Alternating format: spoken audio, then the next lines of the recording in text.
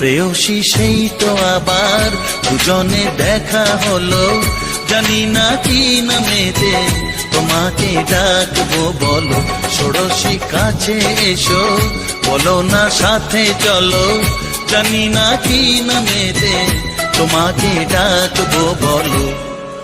চোখের তারায় কি জাদু, মুখের হাসি কি মধু, এমন আগুন আগে তো দেখিনি।